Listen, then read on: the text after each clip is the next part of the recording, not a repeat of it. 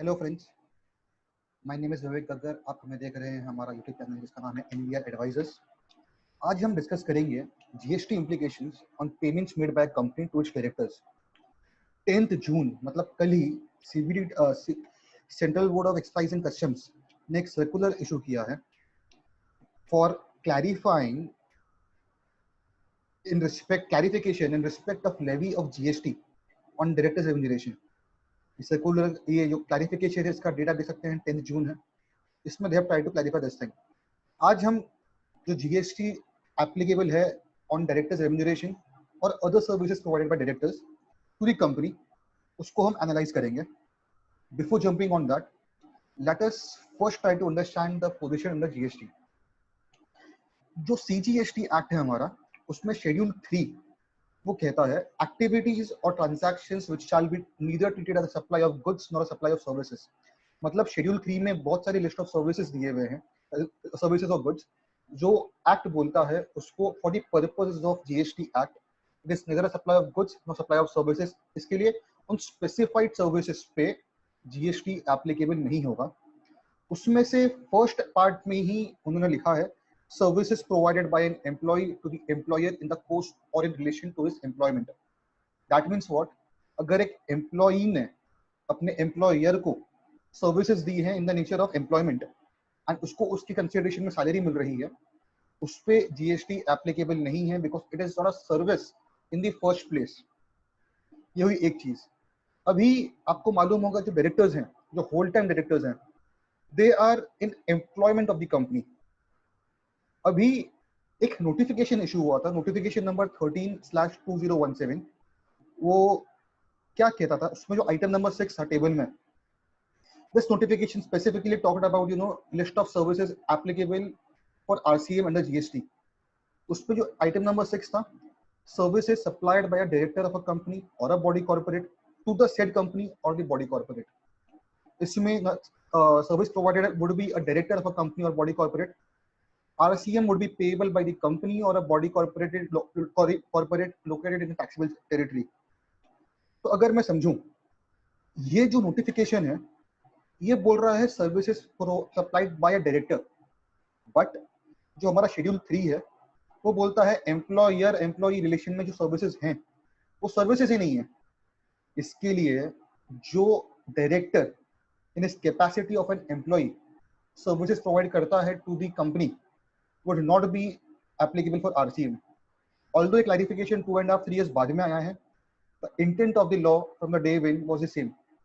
अभी हम समझेंगे आज जो although clarification आया है, कुछ एंगल कवर अप नहीं किया है, उसका क्रस्ट समरी क्या है। So if you see here status of director in the company, payment by company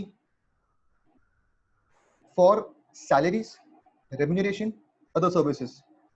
So अगर डायरेक्टर कंपनी के एम्प्लॉयमेंट में है, अगर डायरेक्टर कंपनी के एम्प्लॉयमेंट में है means what, director is a whole time director और लेट्स से एडिशनल डायरेक्टर, मतलब कंपनी एंड डायरेक्टर के बीच में कॉन्ट्रैक्चुअल एग्रीमेंट है फॉर एम्प्लॉयमेंट, एम्प्लॉय एग्रीमेंट है। सो अगर डायरेक्टर को सैलरीज मिलती है फ्रॉम द कंपनी, तो that means company would have deducted TDS under section 192 of the income tax act. उस केसेस में आरसीएम नहीं है।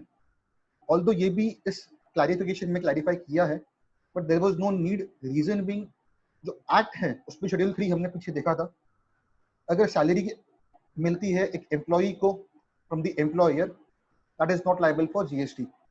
सो अगर डायरेक्टर को भी सैलरी मिलती है from his company, no RCM, because obviously GST ही एप्लीकेबल नहीं, फॉरगेट आरसीएम। अगर डायरेक्टर इन एम्प्लॉयमेंट है, उसको रेम्यूनरेशन मिलता है। एक चीज आप नोट कीजिएगा यहाँ पे, डायरेक्टर ऑल्दो एम्प्लॉयमेंट में है लेकिन उसको रेम्यूनरेशन मिल रहा है। नाउ अ क्वेश्चन में अराइज इन योर माइंड कि भी what nature of services could be this.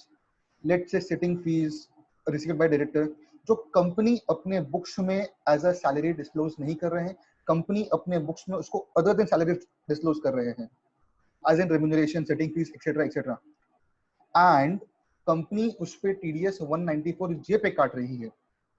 उस केसेस में आरसीएम एप्लीकेबल होगा, बिकॉज अगेन ये भी क्लैरिफिकेशन में पार्ट है, but even if you forget the clarification, since ये जो सर्विस है it is not in the nature of employer employee, and company ने क्योंकि उस पर टीडीएस नहीं काटा है under section 192 which is specific for salaries, इसके लिए इस पे आरसीएम आ जाएगा, because that particular notification specifically tells the services supplied by a director of a company or a body corporate to the said company or body corporate.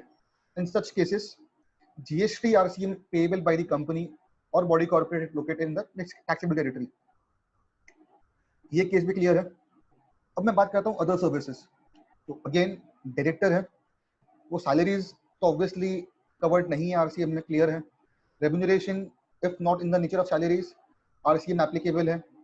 Other services में क्या होगा, let's say director के पास एक property है या building land और director के पास है, या फिर प्लांट एंड मशीनरी है, डायरेक्टर ने उसको एज अ रेंट दिया है कंपनी को, company is making periodic rent payments to the director, obviously this is a service.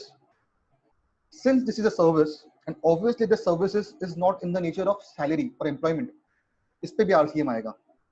So that means जो बाकी कोई भी सर्विस होने दो, अगर कंपनी ने उन सर्विसेज के डायरेक्टर को पेमेंट किया है, that would be triggering RCM under GST. ये हमने 3 केसेस डिस्कस किए जो डायरेक्टर अगर in employment of the company है। Second case could be director is not in employment of the company, a classic example being independent directors. Independent directors, since companies act कुछ class of companies को mandate करती है, they are supposed to have independent directors on board.